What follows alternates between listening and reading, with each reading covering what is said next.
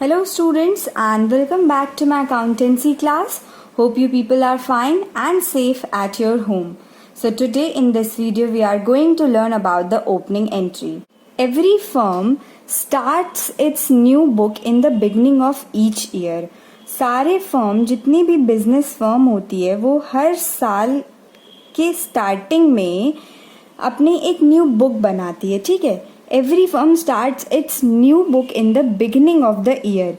ये है accounting year, उसकी स्टार्टिंग में एक नई बुक बनाती है अपने सारे ट्रांजैक्शंस को रिकॉर्ड करने के लिए. Since the closing balance of the last year have to be carry forward to the next year. Okay, पिछले साल, ये है हमारा पिछला साल, ठीक.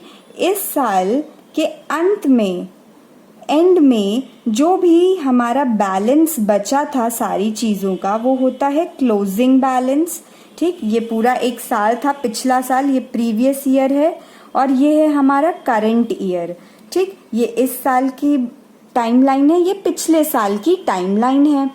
तो बोल रहे हैं यहाँ पे कि पिछले साल की क्लोजिंग बैलेंस को हम इस साल को सबसे पहले कैरी फॉरवर्ड करते हैं, ठीक है. The closing balance of last year have to be carried forward to the next year. The first entry in each year's journal will be to record the previous year's closing balance of all the assets and liabilities. इस साल के last में जो भी asset, जितने भी assets या जितनी भी लाइबिलिटीज या जितने भी कैपिटल बचे थे, उन सारी चीज़ों को हमें सबसे पहले रिकॉर्ड करना होगा अपने करंट ईयर की स्टार्टिंग में. अपने सारे जितने भी ट्रांजैक्शंस हो रहे हैं उसको रिकॉर्ड करने से पहले सबसे पहला काम होता है कि हमें पिछले साल के क्लोजिंग बैलेंसेस को हमें रिकॉर्ड करना होता है स्टार्टिंग में, ठीक. तो एक एंट्री पास की जाती है इसके लिए, वो होती है ओपनिंग एंट्री. इस एंट्री में हम वो सारी चीज़ें लिखते हैं जो पिछले साल के एंड में चीज़ें बची थी, ठीक. इस साल के एंड में जो जो चीज़ें बची थी, इस साल के स्टार्टिंग में हमें वो सारी चीज़ों को रिकॉर्ड करना होता है. फिर उसके बाद हम आगे अपना बढ़ते रहते हैं, ठीक. तो होप आपको ये ओपनिंग एंट्री का मतलब समझ में आ गया होगा. इसमें आप लोग कुछ पॉइंट्स लिख लीजिए. All the assets account, all the asset accounts are debited. जितने भी एसेट अकाउंट होते हैं वो हम डेबिट करते हैं, और जितने भी लाइबिलिटीज होती हैं, all the liabilities और कभी कभी कैपिटल are credited. ओके, तो चलिए इसका एक छोटा सा एग्जाम्पल देखते हैं, ठीक. मान लीजिए आपको क्वेश्चन में दे के रखा हुआ है कैश, बैंक, स्टॉक, डेटर्स दिए हुए हैं कुछ, ठीक है, और आपको कुछ क्रेडिटर्स दिए हैं और कैपिटल दिया है, ठीक. तो उसे कैसे हम रिकॉर्ड करते हैं, ठीक. चलिए देखिए, ये है कैश अकाउंट डेबिटेड, मान लीजिए ये 8,000 दिया है, ठीक. फिर है बैंक अकाउंट डेबिटेड, ये है 20,000 रुपीज़. फिर है स्टॉक. आपको क्वेश्चन में सारी चीज़ें एक लिस्ट के फॉर्म में दी होगी, आपको सबको छांटना पड़ेगा कि कौन सा चीज़ एसेट है और कौन सी चीज़ लाइबिलिटीज़ हैं. फिर उस हिसाब से हमें सेग्रीगेशन करना होगा. उस क्वेश्चन में आपको सब एक साथ दिया होगा, उसमें से छांटिए. जो जो एसेट है उसको हम डेबिट करेंगे, जो जो लाइबिलिटीज़ हैं उनको हम क्रेडिट करेंगे. तो स्टॉक अकाउंट डेबिटेड 54,000. अभी देखिए आपको एक एग्जाम्पल, ये जो एग्जाम्पल हम करेंगे आपकी बुक का, डीके गोयल बुक से है. ओपनिंग एंट्री जहाँ पे दिया है उसी के जस्ट नीचे देखिए cash, bank balance, stock, debtors, debtors में भी यहाँ पे टोटल डेटर दिया है। और डेटर्स वैसे होते कौन लोग हैं? डेटर्स वो लोग होते हैं जिनको आपने कुछ सामान बेचा है और उन्होंने अभी तक आपको पैसे नहीं दिए, मतलब वो पैसे देने वाले हैं, ठीक। तो ये एसेट ही होते हैं। और इनमें कुछ नाम दिए हैं। अशोक 12,000, पवन को देने थे 15, विवेक को देने थे 20, ठीक। मशीनरी है आपके पास 60,000 की। यहाँ पे तो अलग अलग दिया हुआ है, बट कभी कभी क्वेश्चन में सब मिक्स अप करके दे देते हैं, ठीक। क्रेडिटर्स हैं 20,000 के। अभी क्रेडिटर्स कौन होते हैं? जिनसे आपने सामान खरीदा उधार पे, ठीक। तो चमन लाल है 7,000 का क्रेडिटर और ओम पाल है 13,000 का। और कैपिटल भी दे के रखा हुआ है क्वेश्चन में, ठीक। कभी कभी कैपिटल नहीं देता है तो उस केस में हमें कैपिटल को फाइंड आउट करना पड़ता है, ठीक। वो केस अभी हम बताएंगे आपको। तो इस एग्जाम्पल के हिसाब से अगर हम एंट्री बनाएंगे, ओपनिंग एंट्री, ये सारी चीज़ें पता है क्या है? ये सारी चीज़ें पिछले साल के एंड के सारे बैलेंसेज हैं। The following balances appear in the books of Gopal on 1 अप्रैल 2018।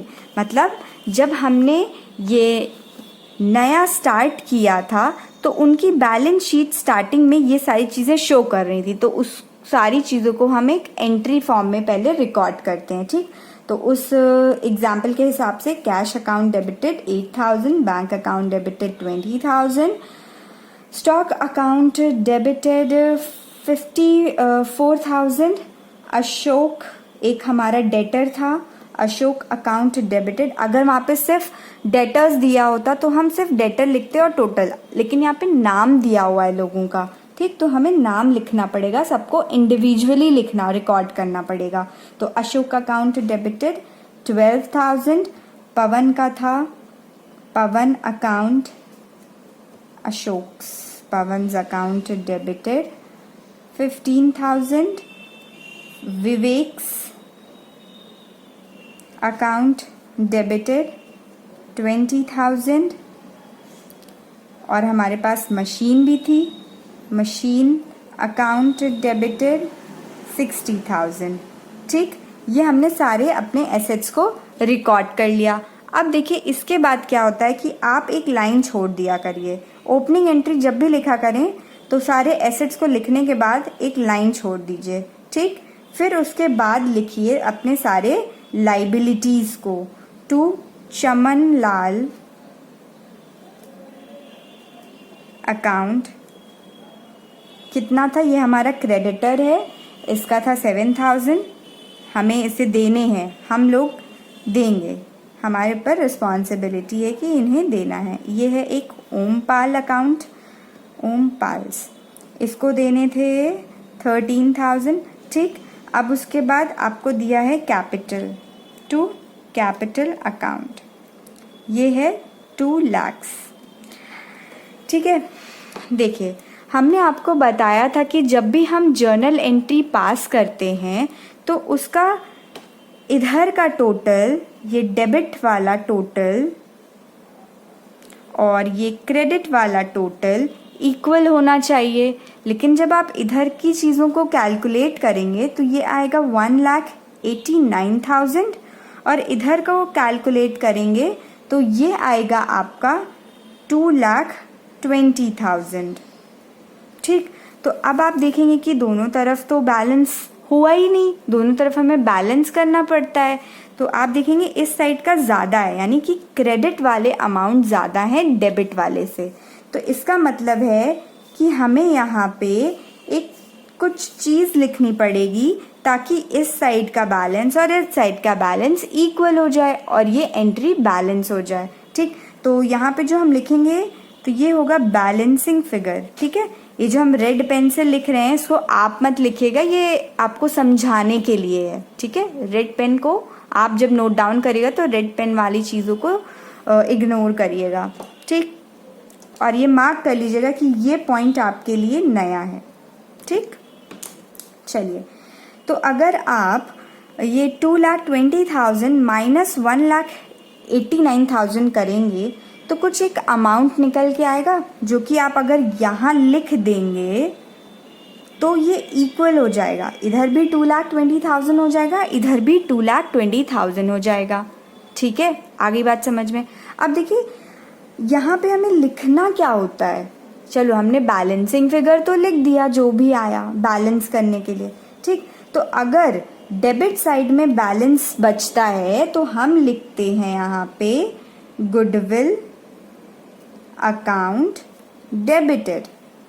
ठीक है, तो याद रखिएगा जब भी डेबिट में बैलेंस बचे तो वहाँ हम लिखते हैं गुडविल अकाउंट डेबिटेड।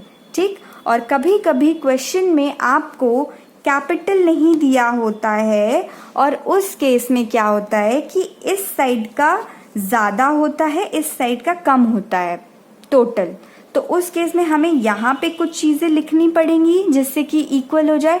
तो उस केस में टू कैपिटल अकाउंट लिख दिया जाता है।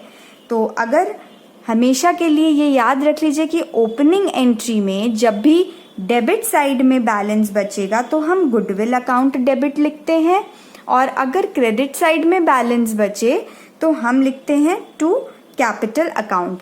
लेकिन हमारे इस एग्जाम्पल में ऑलरेडी कैपिटल दिया हुआ था और इस साइड का बड़ा था, इस साइड का छोटा था, यानी कि डेबिट में कुछ बैलेंस बचना था, तो इसीलिए हमने गुडविल अकाउंट डेबिट किया। ठीक है, चलिए आज हम लोग एक क्वेश्चन करेंगे जिससे आपको सारे डाउट्स क्लियर हो जाएंगे और हो सकता है कि आपको कुछ कुछ नई चीज़ें भी जानने को मिले इस क्वेश्चन के थ्रू। तो चलिए हम देखते हैं क्वेश्चन नंबर 14 का बी पार्ट। ठीक है, बोल रहे हैं following was the position of Harish and company as on 1 April 2017। 2017 की स्टार्टिंग में इनकी ये पोजीशन थी, यानी कि बैलेंस शीट में उनके ये सारी चीज़ें बैलेंस दिखा रहा था।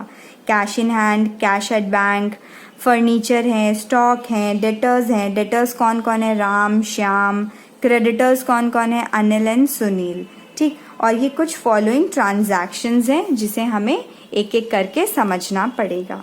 ठीक है, तो आप लोग सबसे पहला काम करिए कि बना लीजिए इसका फॉर्मेट। जर्नल एंट्री का फॉर्मेट कैसा था मैंने बताया था आपको। इधर हमें डेट लिखनी होती है, देन यहाँ पे लेजर फोलियो का कॉलम होता है, फिर यहाँ पे डेबिट एंड क्रेडिट। ओके, और अगर आपने फॉर्मेट नहीं बनाया तो आपके मार्क्स कट हो सकते हैं, तो इस बात का ध्यान दीजिएगा। Date, particulars, ledger folio, debit side, और ये है हमारा क्रेडिट साइड।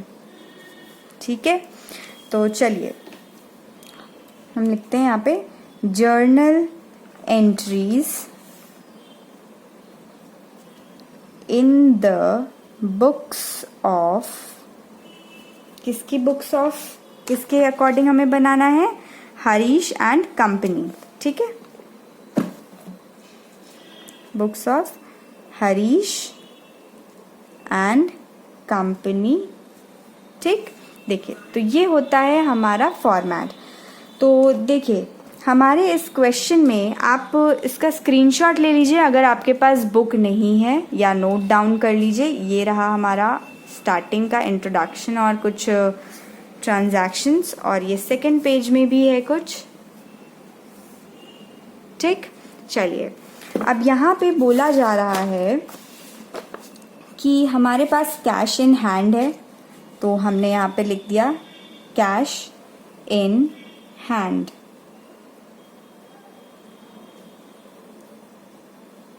अकाउंट डेबिटेड, या आप कैश अकाउंट डेबिटेड भी लिख सकते हैं। ठीक, cash account debited, bank account debited,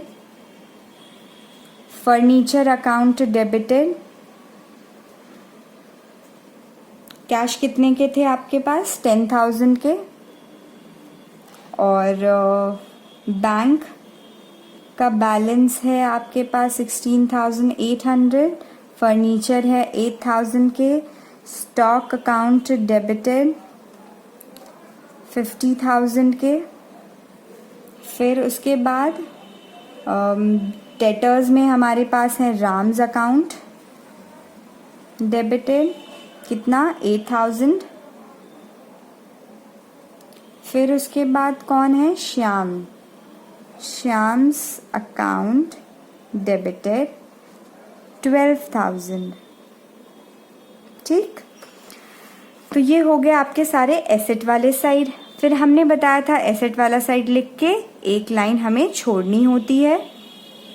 फिर उसके बाद 2 हमें सारे जितने भी लाइबिलिटीज़ हैं वो लिखना है। हमारे क्रेडिटर हैं अनिल, तो अनिल्स अकाउंट 4,000 रुपीज़। अब ये क्रेडिट साइड में लिख रहे हैं तो क्रेडिट कॉलम में लिखेंगे। 2 सुनील्स अकाउंट 5,000। ठीक है, तो ये हमारा हो गया। अब देखिए इस साइड को टोटल करिए और इस साइड को टोटल करिए और बताइए कि कितना अमाउंट आ रहा है। तो अगर आप इधर का टोटल करते हैं तो इधर को आ रहा है 1,04,800। ठीक, और अगर आप इधर का टोटल करेंगे तो ये आएगा 9,000। तो ये बड़ा है कि ये बड़ा है, ये बड़ा है, यानी कि हमें कुछ यहाँ पे लिखना पड़ेगा ताकि दोनों तरफ 1,04,800 आए। ठीक है, तो अगर आप 1,04,800 को माइनस करेंगे 9,000 से तो आपको मिल जाएगा यहाँ पे 95,800। ठीक, और मैंने बताया था अगर क्रेडिट साइड में कुछ बैलेंस बचता है तो हम क्या लिखते हैं, टू कैपिटल अकाउंट। तो यहाँ पे हमने दूसरा केस भी देख लिया। यहाँ पे हमने देखा था जब डेबिट साइड में बैलेंस बचता था तो कैसे हम गुडविल अकाउंट लिख देते थे। इस केस में क्या है कि हमें कैसे यहाँ पे बैलेंसिंग फिगर बचा, यानी कि क्रेडिट साइड में बैलेंस बच रहा है तो हमने यहाँ पे टू कैपिटल अकाउंट लिख दिया। ठीक, तो ये हमारी पहली एंट्री हो गई।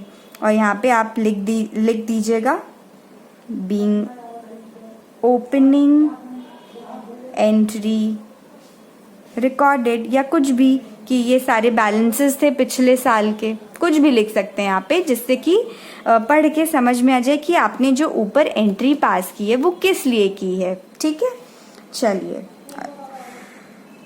सेकंड, ये था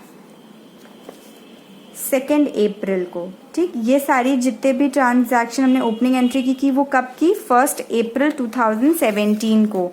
तो हम यहाँ पे डेट लिख देंगे April 1, 2017। ठीक है, नीट एंड क्लीन करिएगा आप लोग काम। देखिए अब नेक्स्ट है हमारा 2 अप्रैल को, April 2। तो क्या कह रहे हैं, receive a cheque from Ram in full settlement of his account after deducting 5% cash discount. अब देखिएगा ध्यान से कि क्या बोला जा रहा है। ये है हमारा April 2। 2 अप्रैल को बोला जा रहा है कि आपको राम ने एक चेक दिया। ठीक, और इस चेक मतलब इन फुल सेटलमेंट का क्या मतलब होता है कि अब आगे आपको कुछ नहीं लेना उससे। ठीक, आपकी और राम से बात हो चुकी है, आपस में समझौता हो गया है कि बस अब वो इतना ही देगा, इसके आगे वो कुछ नहीं देगा।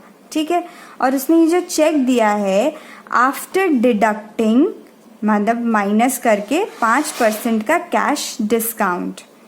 ठीक, अब सबसे पहले देखिए कि ये जो डेटर है, ये राम हमारा डेटर था, हमने अभी ओपनिंग में लिखा था 8,000 रुपीज़ का ये डेटर था।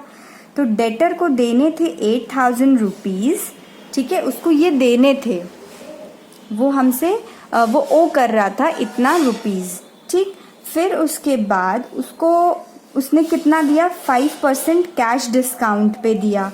तो यानी 8,000 का हम अगर 5% निकालते हैं तो ये हमारा आ जाएगा 400 रुपीज़। तो हम इसे 8,000 माइनस 400 यानी कि 7,600 रुपीज़ हम उससे रिसीव कर रहे हैं। इतने का चेक हम उससे रिसीव कर रहे हैं और हमने ये डिस्काउंट उसको दिया, डिस्काउंट अलाउ किया। ठीक है, तो ये वर्किंग आपको शो करनी पड़ेगी अपने कॉपी में। 1-2 पेज छोड़ के आगे आप अपना वर्किंग नोट का सेक्शन बना सकते हैं एग्जाम के लिए। ठीक है, तो आपको ये सारी चीज़ें शो करनी रहेगी। जैसे आप ये सारी चीज़ें रफ में करेंगे तो इसको अपने फेयर कॉपी में ही करिएगा, इसके भी मार्क्स जुड़ते हैं। ठीक है, तो एक बात आपने गौर किया कि यहाँ पे बोला जा रहा है कि हम लोगों ने चेक रिसीव किया, अभी तक हमने उसको डिपॉजिट नहीं किया है बैंक में। ठीक है, तो रिसीव किया मतलब उसने हमारे हाथों में थमा दिया। ठीक है, तो जब राम ने हमारे हाथों में थमा दिया इतने का चेक, तो उसकी एंट्री हम पता है क्या लिखते हैं, चेक इन हैंड। ठीक है, अभी हमने बैंक में नहीं डाला है चेक को, अभी ये जो चेक है हमारे ही हाथ में है, तो इसीलिए हम यहाँ लिख रहे हैं cheque in hand account debited.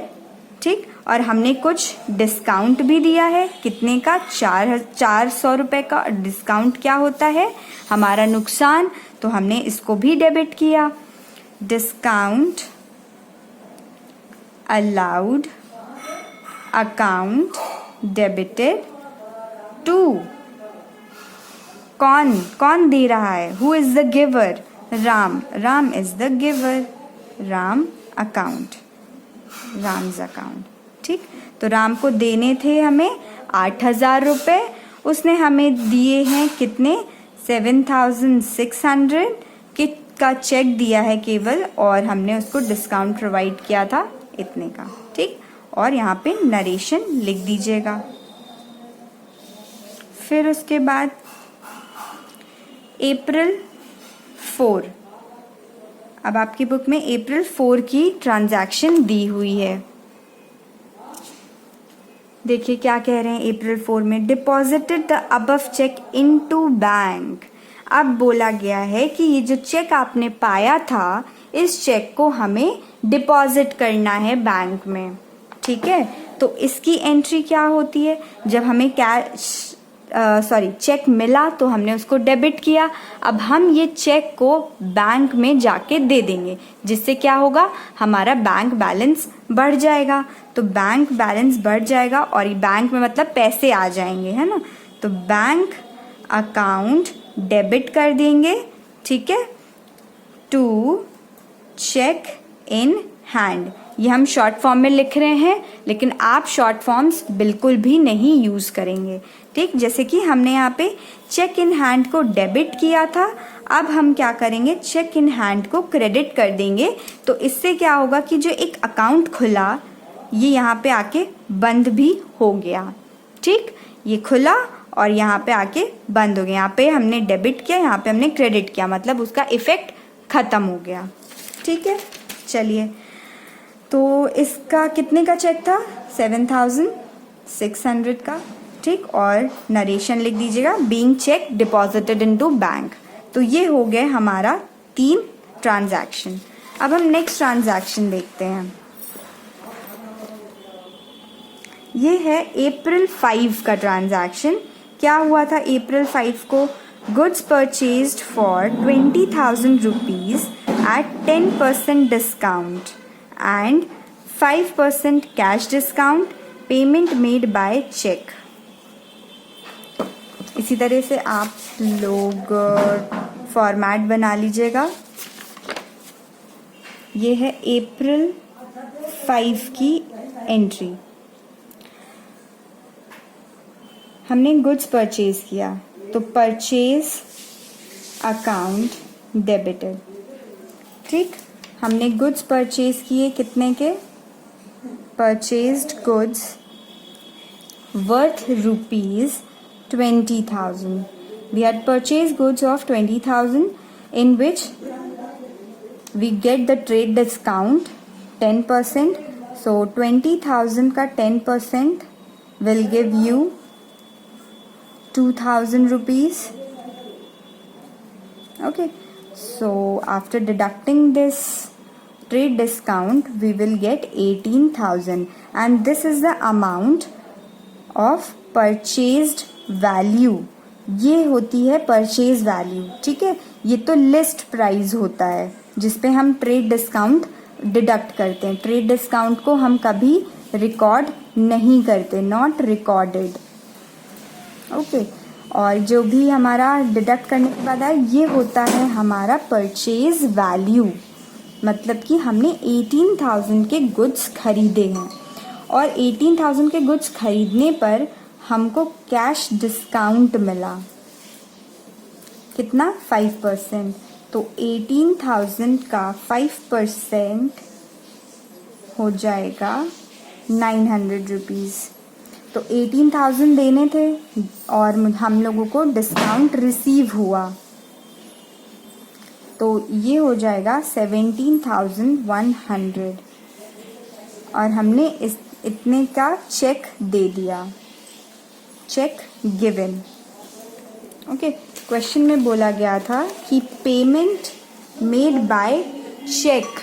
Okay, तो हम चेक के थ्रू दे रहे हैं यानी कि हमारे बैलेंस, हमारा बैंक बैलेंस कम हो जाएगा अगर हम ये ट्रांजैक्शन करेंगे. तो ये हमारा फर्स्ट, ये हमारा सेकंड वर्किंग नोट. ठीक, तो इसकी जर्नल एंट्री देखिए कैसे होती है. परचेज गुड्स, हमने गुड्स खरीदे. कितने के खरीदे थे? 18,000 के. ये यहाँ पे जो हमने निकाला purchase goods, actual purchase value 18,000 हुई. फिर हमने बैंक के थ्रू यानी चेक के थ्रू दिया तो बैंक अकाउंट कितना? 17,100, जितना हमने दिया था 17,100. और हमने डिस्काउंट रिसीव किया यानी कि ये हमारा प्रॉफिट होता है. तो सारे प्रॉफिट को हम क्रेडिट करते हैं according to the nominal account which says credit all the incomes and gains. So we will record discount received on the credit side, that is 900. And if you will tally this, so you will find that दोनों side का total equal है.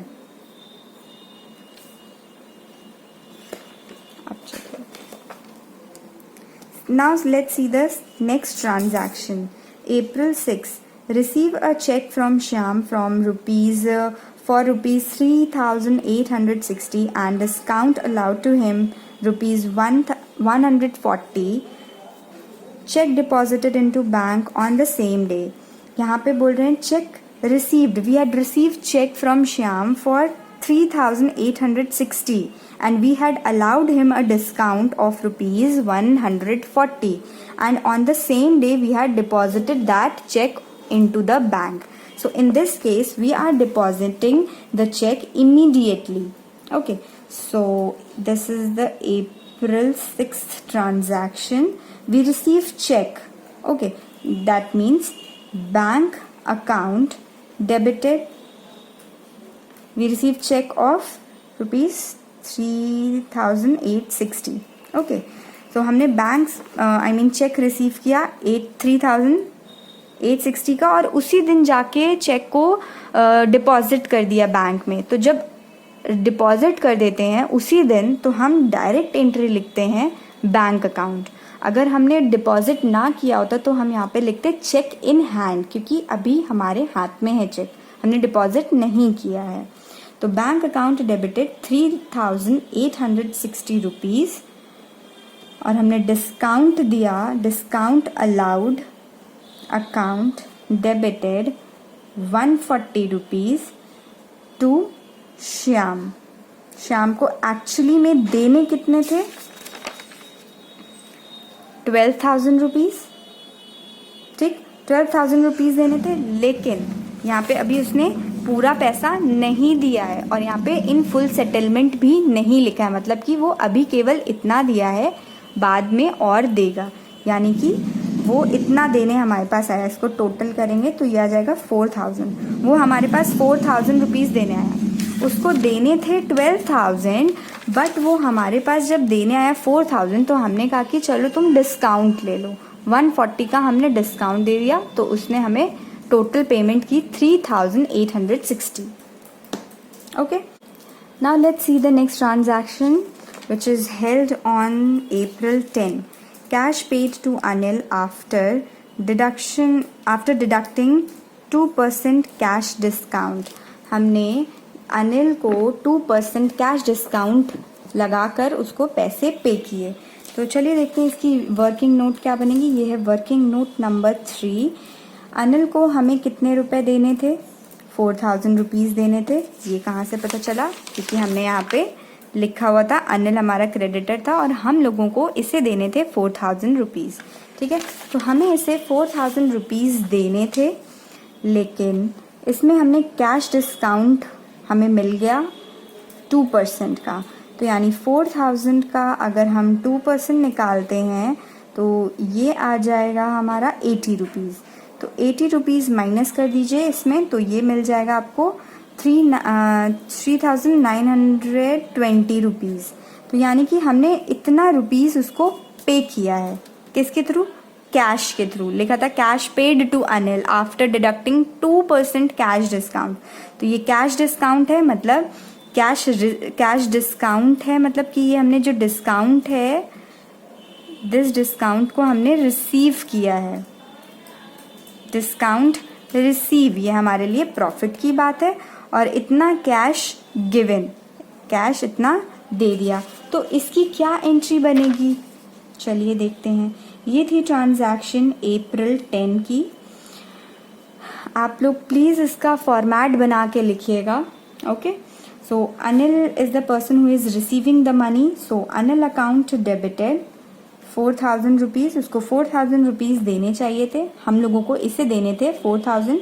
पर actually में हमारे पास से cash गया कितना दिया हमने? 3920 रुपीज़, जो कि हमने यहाँ निकाला. फिर उसके बाद और ये जो हमें डिस्काउंट रिसीव हुआ है ये प्रॉफिट है. And according to nominal account it says कि हमें क्रेडिट करना होता है सारे इनकम्स एंड गेन्स को. तो ये हमारा गेन है 80 रुपीज़. तो हम यहाँ पे लिख देंगे to discount receive account 80 rupees. तो अगर आप इधर का टोटल करेंगे तो 4000 ही रहेगा. ठीक है, चलिए अब हम देखते हैं नेक्स्ट ट्रांजैक्शन कब हुई. It is on 15th April. Old furniture sold for 800. हमारे पुराना फर्नीचर था जिसको हमने बेच दिया 800 रुपीज़ में. तो हमारा फर्नीचर क्या है? एसेट होता है. तो ये हमारी ट्रांजैक्शन है 15th अप्रैल की. हमने फर्नीचर बेचा तो हमें कैश मिला. तो कैश मिला मतलब व्हाट कम्स इन. तो हमने कैश अकाउंट को डेबिट कर दिया. और क्या चीज़ जा रहा है हमारे पास से? एसेट जा रहा है. एसेट कौन सा? वो भी furniture account. To furniture account. कितने? 800 रुपीज़ का. ठीक, नेक्स्ट ट्रांजैक्शन देखते हैं. 16th April. Sold goods to Shiv Prasad of the list price of 10,000 at a discount, trade discount of 15%. हमने शिव प्रसाद को गुड्स बेचे जिसकी लिस्ट प्राइस थी 10,000 और उसमें ट्रेड डिस्काउंट लगा दिया हमने 15% का. ठीक है, चलिए इसका हम लोग देखते हैं वर्किंग क्या बनेगी. Working note number 4. हमने गुड्स बेचे. ठीक है, गुड्स की लिस्ट प्राइस कितनी थी? 10,000 के गुड्स थे. 10,000 यस 10,000 के गुड्स थे. अब बोल रहे थे कि इसमें हमने ट्रेड डिस्काउंट लगाया था 15% का. यानी कि 10,000 का अगर हम 15% निकालते हैं तो ये आएगा हमारा 1500. ठीक, इसको हम माइनस करेंगे तो मतलब कि 8500. तो जो एक्चुअल वैल्यू हमने बेची है वो इतने की बेची है, सोल्ड वैल्यू. ठीक, ये तो लिस्ट प्राइस है. इस लिस्ट प्राइस में हमने ट्रेड डिस्काउंट लगाया, मतलब कि हमने अपना सामान इतने में बेचा. ठीक, इतने में बेचा सामान. और यहाँ पे कैश का जिक्र नहीं हुआ है तो हम क्या करेंगे, क्या समझेंगे कि ये है हमारा क्रेडिट सोल्ड. मतलब हमने इसको उधार पे बेचा है. सोल्ड गुड्स टू शिव प्रसाद. शिव प्रसाद को बेचा है. तो यहाँ पे डेटर हो गए हमारे शिव प्रसाद. तो ये है अप्रैल 16 की ट्रांजैक्शन, जिसमें बोला गया है शिव प्रसाद को हमने उधार पे सामान बेचा था। इसमें यहाँ पे स्पेसिफाई नहीं करेंगे कि उधार पे सामान बेचा गया है, यहाँ पे आपको समझना पड़ेगा। अगर यहाँ पे यही लिखा होता कि sold goods to Shiv Prasad for cash, तो फिर यहाँ पे हम शिव प्रसाद की जगह कैश लिख रहे होते और ये हम मानते कि हमें तुरंत कैश मिल गया है, लेकिन ऐसा नहीं दिया, कैश का नाम नहीं लिखा है, तो हमने उसको हम अज्यूम कर लेते हैं कि ये क्रेडिट सेल है। ठीक, तो Shiv Prasad account debited to sales account, हमने बेचा है और ये रेवेन्यू है। रेवेन्यू क्या होता है? इनकम होता है। इनकम को हम क्रेडिट करते हैं अकॉर्डिंग टू नॉमिनल अकाउंट। ठीक, और कितने का बेचा है? 8500 का, तो हम यहाँ पे लिख देंगे 8500। तो ये हमारी कुछ जर्नल एंट्रीज हो गई। ठीक, और नरेशन लिखना मत भूलिएगा। ठीक, नरेशन लिखते चलिएगा, हम आपको मेन एंट्रीज सिखा रहे हैं। ठीक, नरेशन तो इंग्लिश तो आती ही है कि आप यहाँ पे खुद से बना के लिख सकते हैं। चलिए अब हम देखते हैं नेक्स्ट ट्रांजैक्शन क्या कहता है। हमने ये कर लिया। 18 अप्रैल को हुआ कि Shiv Prasad return goods of the list price of 1000 rupees. 1000 की लिस्ट प्राइस वाले गुड्स बेचे, मतलब कि बता रहे हैं आपको, शिव प्रसाद ने गुड्स को रिटर्न किया, रिटर्न जिसकी लिस्ट प्राइस थी 1000 रुपीज़, लिस्ट प्राइस। और हमें लिस्ट प्राइस जब भी दी होती है तो हमें ट्रेड डिस्काउंट दिया होता है, तो ट्रेड डिस्काउंट हम लगा देंगे। कितना था? ये जो शिव प्रसाद गुड्स लेके गए थे उसमें ट्रेड डिस्काउंट कितना लगना था? 15%, इसी की जस्ट पहले वाली एंट्री। ठीक, तो 15% हमें लगाना पड़ेगा। 1000 का 15% यानी कि 150।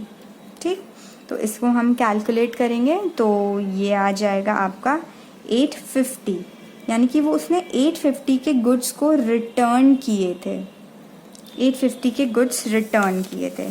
ठीक, तो ये है हमारा अप्रैल 18। तो जब हमने गुड्स को बेचा था तो हमने सेल्स अकाउंट को क्रेडिट किया था, लेकिन जब सेल्स हम किसी सामान को बेचते हैं और वो रिटर्न हो जाता है, वापस आ जाता है, तो हम इसको डेबिट कर देंगे। ठीक, तो लिख देते हैं हम सेल्स रिटर्न। जब रिटर्न होता है तो सेल्स रिटर्न अकाउंट लगा देते हैं। ये सेल्स का ही पार्ट होता है। जब हमने बेचा तो हमने उसको क्रेडिट किया था, लेकिन जब वो वापस आ गया तो अब हम उसको डेबिट कर देंगे। तो sales return account debited to Shiv Prasad account. कितना हमने कैलकुलेट किया? 850 रुपीज़। वो इतने के गुड्स लेके गया, फिर उसने इतने के गुड्स वापस कर दिया। ठीक, फिर अब हम देखते हैं 20 अप्रैल को क्या हुआ। Paid for furniture repairs to Bahadur Singh 100 rupees. हमने फर्नीचर का रिपेयर कराया और इतना रुपए दे दिया बहादुर सिंह को। हमें यहाँ पे बहादुर सिंह से कोई मतलब नहीं है। हमने क्या किया है कि फर्नीचर को रिपेयर कराने के 100 रुपये दिए हैं। हमें सीधा सीधा ये देखना है। तो जब रिपेयर्स कराते हैं हम कोई चीज़ अपने बिजनेस में, तो उसके लिए हम रिपेयर्स अकाउंट खोल देते हैं। ठीक, तो अप्रैल 20 में ये ट्रांजैक्शन हुआ था कि हमने रिपेयर कराया अपना फर्नीचर। ठीक, तो रिपेयर्स अकाउंट डेबिटेड, ये हमारा खर्चा होता है, तो खर्चे को हमें डेबिट करना होता है। तो repairs account debited 100 rupees to cash account. ठीक, हमारे पास से 100 रुपये चले गए, तो हमने यहाँ पे लिख दिया। तो यहाँ पे आप लिख दीजिए बीइंग फर्नीचर रिपेयर्ड। ठीक, नेक्स्ट ट्रांजैक्शन देखते हैं। Receive a cheque from Shiv Prasad after deducting 4% cash discount. Cheque was deposited into bank. अब देखिए यहाँ पे लिख दिया cheque was deposited into bank. अगर ये ना दिया होता, ठीक, तो चेक रिसीव करने की हम क्या एंट्री लिखते कि cheque in hand account debited. लेकिन हमने यहाँ पे तुरंत चेक जाके डिपॉजिट कर दिया, तो मतलब हम क्या लिखेंगे अब, बैंक अकाउंट डेबिटेड। तो क्या बोला कि शिव प्रसाद जिसको हमने सामान बेचे थे इतने के, फिर उसके बाद उसने इतने के सामान को वापस कर दिया था, उसने पैसे दिए हमको, चेक दिया actually, after deducting 4% cash discount. इसके लिए आपको वर्किंग नोट शो करना पड़ेगा। चलिए, ये हो जाएगा हमारा वर्किंग नोट नंबर 5, या इसी में कर लेते हैं। देखिए 8,000 के गुड्स वो लेके गया, सोल्ड किया हमने, ठीक। फिर उसके बाद रिटर्न कर दिया 850 के गुड्स, 850 के गुड्स रिटर्न हो गए। तो यानी कि अब कितना रुपीस बचा, माइनस कर दीजिए इसको, 7,650, यानी कि उसको इतना रुपए देने हैं, ठीक। 7,650 रुपीज़ उसको देने हैं। अभी उसके पास इतने के गुड्स पड़े हुए हैं जो कि वो हमें देगा, लेकिन उसने जब हमको देने के लिए आया तो हमने क्या किया कि उसको कैश डिस्काउंट प्रोवाइड कर दिया। कितना, 4%। तो 7,650 का अगर हम 4% निकालते हैं तो आ जाएगा ये हमारा 603, ठीक। तो ये हमने लगा दिया, इसको कैश डिस्काउंट दे दिया, ठीक है। तो यानी कि ये क्या है, डिस्काउंट अलाउड, कैश डिस्काउंट है तो इसको हम ज़रूर रिकॉर्ड करेंगे, है ना। तो इतना देना था, इतना हमने डिस्काउंट दे दिया, यानी कि वो अब हमें देगा 7,344, इतने के चेक देगा वो हमको, और वो चेक हम जाके तुरंत डिपॉजिट करने वाले हैं।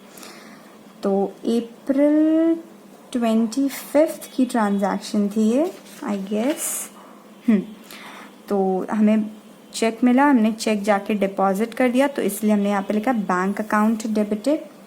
हमने डिस्काउंट दिया तो discount allowed account debited, discount allow कर रहे हैं, है ना, टू शिव प्रसाद अकाउंट। कितना डिस्काउंट दिया उसको, 306 का, और हमें कितना मिलेगा, इतना है जो हम रिसीव कर रहे हैं, ठीक है, रिसीव्ड। तो 7,344, और उसको देने कितने थे, ये 7,650। आप इधर इधर को टोटल करके टैली कर लीजिएगा, आपको इक्वल ही मिलेगा, ठीक है। चलिए, now let's see the next transaction. Bank charge ₹50 for bank charges. Bank ने कुछ चार्जेस आपसे चार्ज किए हैं, 50 रुपीज़ के कुछ चार्जेस हैं, है ना। तो ये चार्ज क्या है, खर्चा है आपके लिए, ठीक। तो ये ट्रांजैक्शन हुई है 28 अप्रैल को, और इसका जर्नल एंट्री कैसे लिखेंगे कि बैंक चार्जेस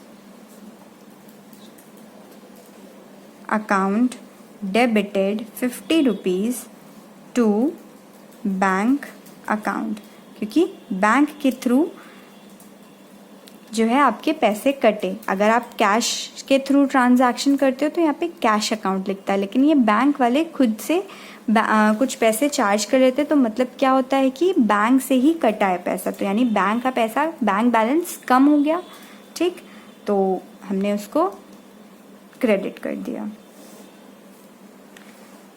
नेक्स्ट है हमारा रिसीव्ड कमीशन 200 रुपीज़। अब यहाँ पे क्या है कि कमीशन हम रिसीव कर रहे हैं, मतलब हमारी ये इनकम हुई। तो ये ट्रांजैक्शन हुई 30 अप्रैल को। तो हम जब रिसीव करते हैं तो हम क्या करते हैं कि cash account debited to commission account. Commission account को हमने क्रेडिट किया क्योंकि यहाँ पे हम रिसीव कर रहे हैं और ये हमारी इनकम है। The rule of nominal account says that we should always record all the incomes and gains in the credit side. Okay, So that's why we had recorded the commission on the credit side. If in the question it says that commission given to somebody, then in that case commission account should be debited, because in that case the commission you are giving is the expense for your business. But in this case you are receiving the commission. It means that it is an income, or we can say that it is a gain for us. For how much? 200 rupees. So that's all. We had completed. We had covered all the transaction of this question, and also we had done with the working notes that you have to do in your copy. Okay.